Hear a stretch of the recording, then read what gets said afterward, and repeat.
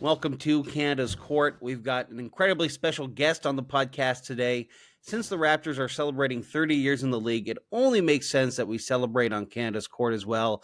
And today we are doing it with a three-time Olympic medalist, an NBA record holder, the second all-time leader in Raptors assists, and certainly a long-time fan favorite. He's now a special advisor to the league-dominating Cleveland Cavaliers.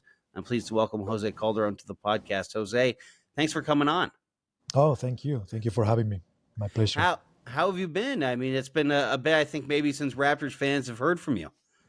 It's been great. It's been great. Retired 5 years ago, as most people know. But yes, I joined the Cavs 3 years ago. So working here in the front office, still living in New York, going back and forth all the time with the family there. I'm still passing by Toronto a lot of times. So many friends there, so it's always good to go there and enjoy a little bit the city. You mentioned joining the Cavs. What's it been like, kind of being on the other side of the business after playing for so long? It's always good. I mean, for me, it was great. After I retired, I jumped into the Player Association first. I was working with Michelle there in the office in New York, and now in this side of things. So, learning a lot and just trying to have a whole vision of everything, of what's going on with the business, with the NBA. I think it's been great to have the three kind of like angles of how things work. And but it's been an amazing ride. It's been great. A lot to process, a lot to learn from, and I'm really happy to be still connected with basketball. Awesome. Obviously, we're going to talk a little bit about the Raptors here. I did my research beforehand, and I saw you talking about your first time actually trying to get into the NBA. You declared for the draft, but didn't end up getting picked. But you said that was actually a bit of a blessing because it kind of gave you some flexibility.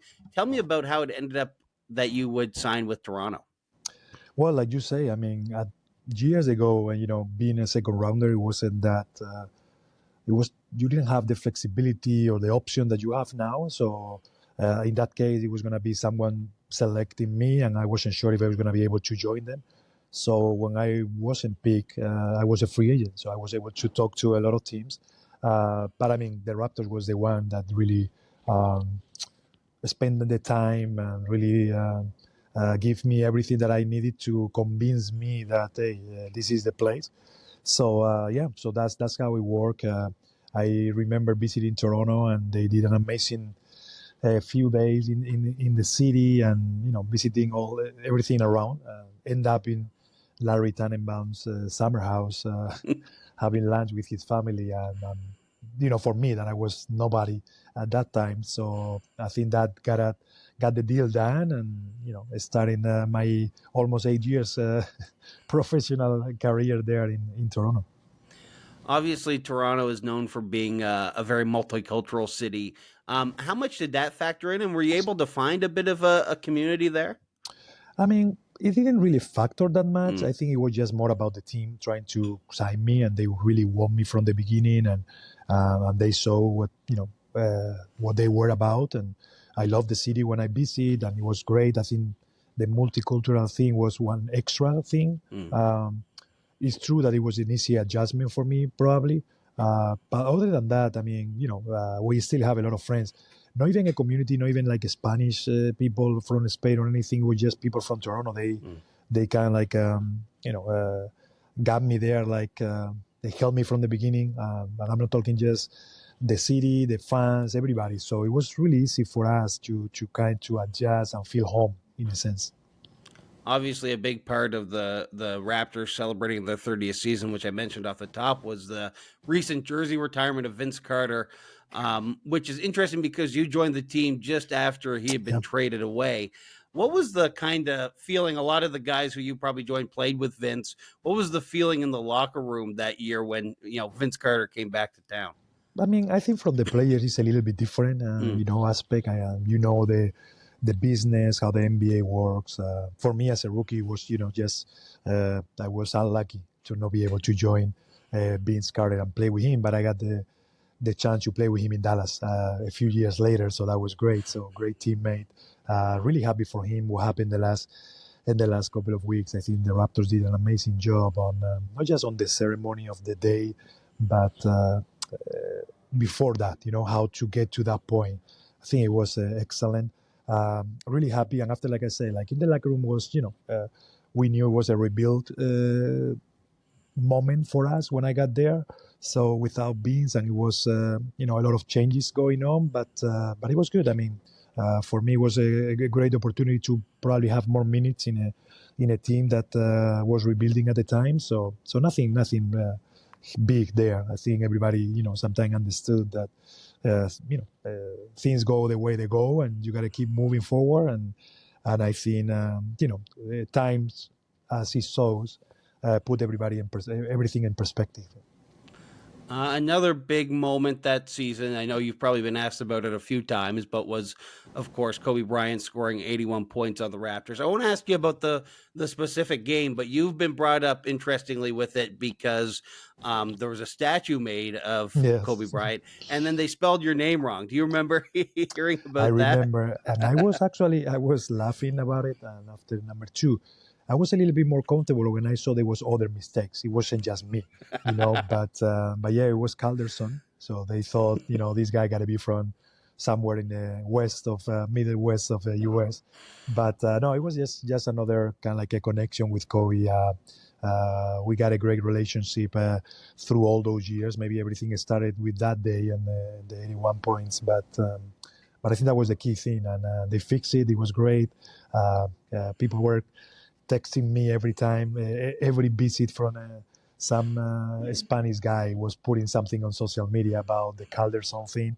I even visited myself because I was in LA as well, and saw it firsthand. So, but it was good. I mean, great story. I think they did an amazing job with the Kobe statue. Beautiful, more than well deserved, and so yeah, it's always a good thing to be connected that way. I think a lot of people will remember about your time in Toronto was the debate between coaching with the coaching staff on whether you should start over TJ Ford. I know you've talked about that before, I'm sure, but you guys had such a great 1-2 punch. TJ got injured, and then you played really well as a starter. But then when you came back, you were still starting. But I remember in the media you said, play TJ, play TJ. Tell me a bit about kind of that decision. I mean, I don't think it's something a lot of players would do nowadays when they have the opportunity to start. Usually they're looking to hold on to that role. I think for me, I always put the team first. I'm a team player. That's what basketball is about. I know you always can be as selfish as you want and try to think only about what's coming next. But I think in that case, I was José Calderón. I was the way I play. Yes, I was doing good, but if you lose games or not everybody's comfortable in the team, doesn't make any sense for me. So for me, that was the priority, and that's why I thought it was a great thing to do in a sense of like, hey, that doesn't mean I'm going to play less minutes. It's just, we were sharing the court a little bit more after that. We were doing other things, and I think for everybody was a good move to make. And, I will do it again. I had no complaints about it or any regrets about what that could look like if I will stay being the starter. But for me, it was about the Raptors. That was me as a player every time. And I know during a lot of moments, everybody was always asking about Jose should start or not, or this, or who is the next one, or players. For me, it was something that didn't bother me at all. I mean, at the end of the day, what I was trying to do is like the best I could with the role that the coach wanted to give me for my team. And that's how I've been my whole career. And it was just one more thing that we went through with the team. Yeah, I mean, I think you nailed it there. You certainly showed how much of an unselfish player you were throughout your career. Obviously, the second all-time leader in assists, and also just remembered for being a player that you rarely turned the ball over, and you didn't miss shots. You had a great percentage. You took great shots. That kind of efficiency, it really feels like that's got to be kind of like a mindset going into a game. Are you really thinking about not making mistakes, or is it just kind of natural? I think that's natural. I think that's how you play the game. Mistakes happen. Basketball is a game about mistakes. I mean, if you really think about it, like you can be the best shooters, in the league missing more shots that you make. So that's that. This is our sport. You practice as much as you can, so those mistakes are as minimum. But I think it's just focus, it's concentration, it's about doing the right play, and when there is times to risk, when there is time not to risk that much, and maybe it's better to hold into the ball instead of like trying to make a fancy pass or anything like that. I wasn't about the fancy side of things, maybe because I didn't have that on my mind, or that vision that some guys have. But for me, it was about what is my teammates, where they like the ball, how I can help them to be better, and that was my thing. And the shooting is, if I was open, I'll shoot. If I wasn't, I'll pass the ball. So it's as simple as that. So that was my mentality, and that's how I was always trying to work on that. So I think it's consequences of the work you put in and the way you see basketball as a team, and nothing like thinking I don't have to miss out or I cannot make mistakes, because it's the opposite. You make mistakes. It's how you get back on defense after the mistake, or how you do something else after something that happened. Now, you said that, even the best shooters miss more than they make. From the free throw line for you, that was not the case whatsoever. Not the case there. Obviously, you set the single season record shooting 98%, 87 free throws in a row. Were you getting a little bit nervous at the 87 mark? Or was it in your head at all? Not really. I mean, it was tough not to really have it on my head, but it was more because of my teammates, not my teammates, like the players I was playing against. They was always, get to a point where people were like, hey, you're going to miss now. Why you don't miss one now and the next one you miss next year? So it made me laugh.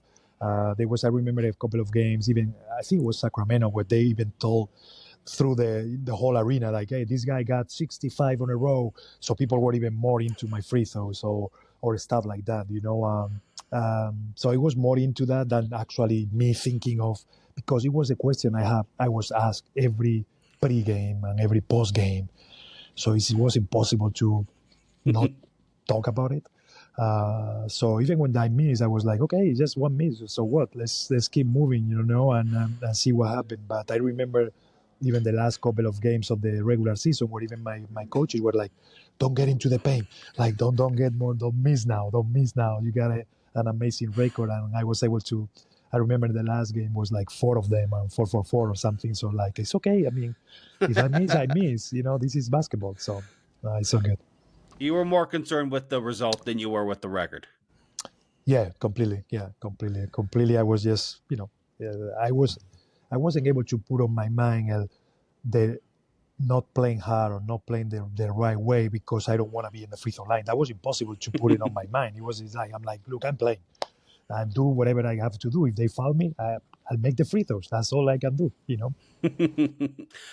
You played with so many, great Raptors over the years. Even at the end of your time in Toronto, you played with some players who would go on to be great Raptors.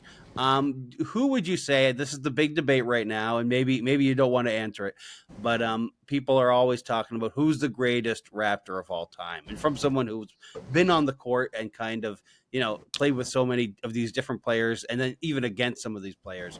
Do you have a take on that, or is that a question you don't really want? No, I got no problem. I think everybody got to be here.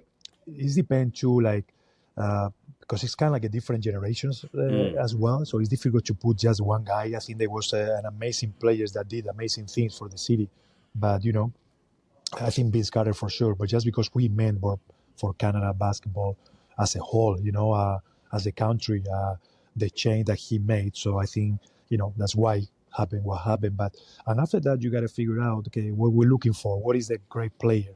If it's because of the championship, then Kyle Lowry got to be there because of the long time he was there, how he grew as a player in Toronto.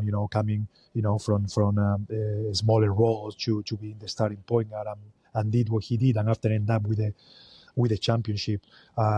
But I think Chris Bosh was amazing in that transition between one and another. I think DeMar DeRozan had to be there, but just because of what it meant for the city and for the team, So I think there is different angles to these greatest Raptors, because there is so many good players. You can go with all the, I don't know, Stoudemire and other amazing players that went through that. But for everybody, it's gonna meant different. So that's why for me, I think, maybe Vince started, and after, the Chris Bosh took that thing after to the Mar and Kyle, and after Kyle because of the championship, I don't know, something like that. And after you can go for because of the championship to the Kawhis or something, but it depends what the people are looking for. I think time is important, and there's so many guys that maybe weren't as big stars as these guys, but they meant a lot for the city too. And there is some of those as well that should be mentioned on that list. So people have to first put their kind of like what they're looking for. It's about time and what it meant for the city. It's about championship. Then it's a smaller group of guys. But I mean, that's got to be something. But I mean, all of these guys, no one will be wrong if you put any of these guys up there as well with a jersey on the top of the arena. I think you nailed it. I think each player means something different in a different way, for sure. As we mentioned, you played 8 seasons with the Raptors, but were eventually traded to Detroit. What was that moment like? Obviously, you spent so much time with Toronto, in Toronto. Do you remember what that day was like when you were traded? Yeah, it was. I remember really well because, when you get to Toronto and the way it was, I wanted to stay there my whole career. I think that was something that I wanted to do because that's how I kind of like from Europe, kind of like a feeling of just being with one team.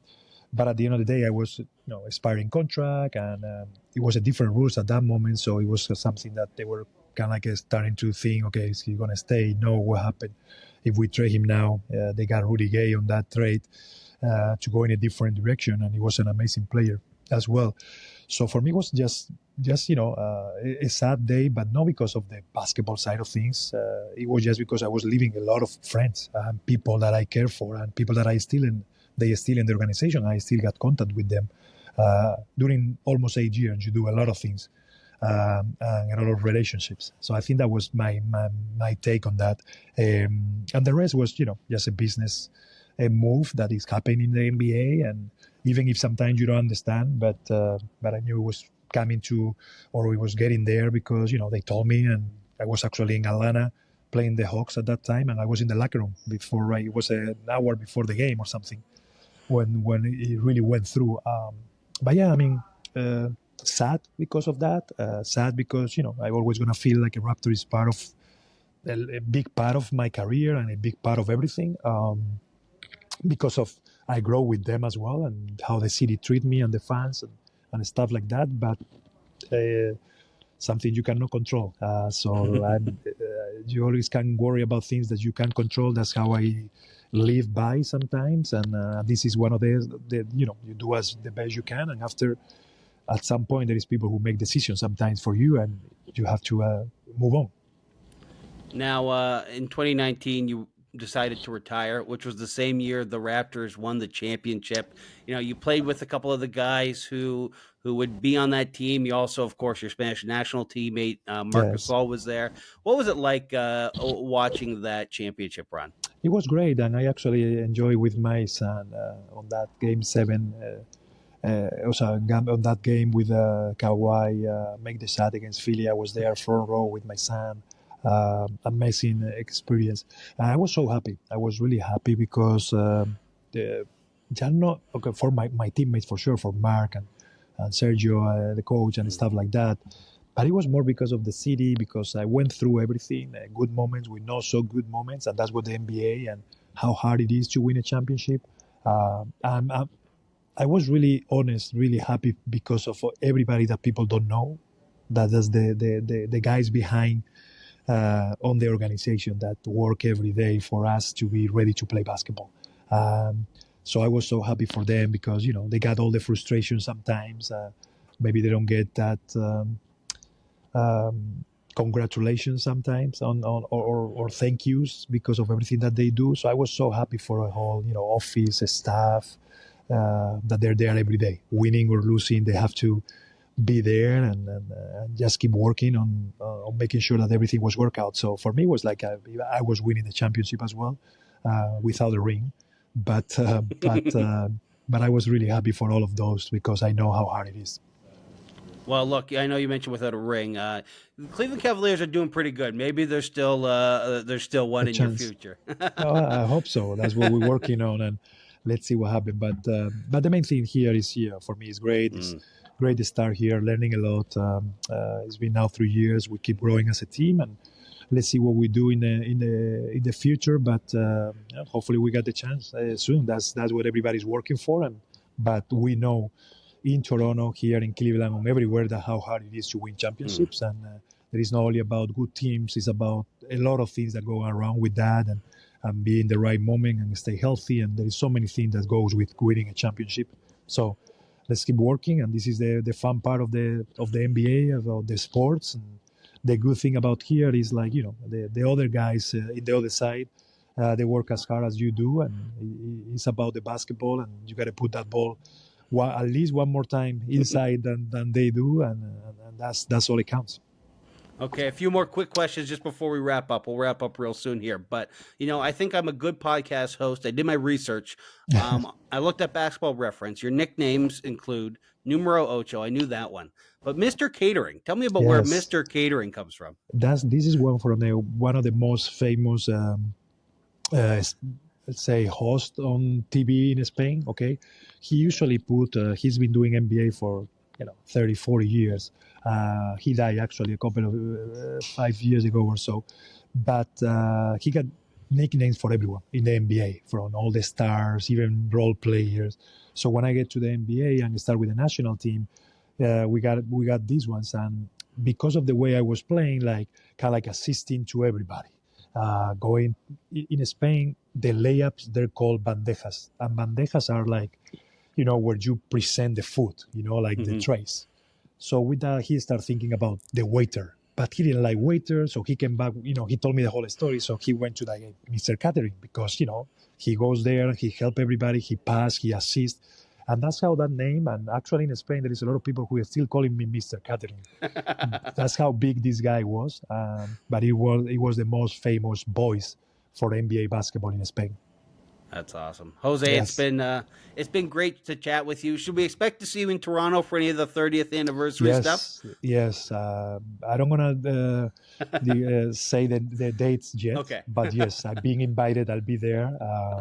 And I'll be enjoying and being part of this amazing number of 30 years of the team and see what happens. So see you guys soon. Jose, it's been a pleasure. Thank you so much for problem. coming on the podcast.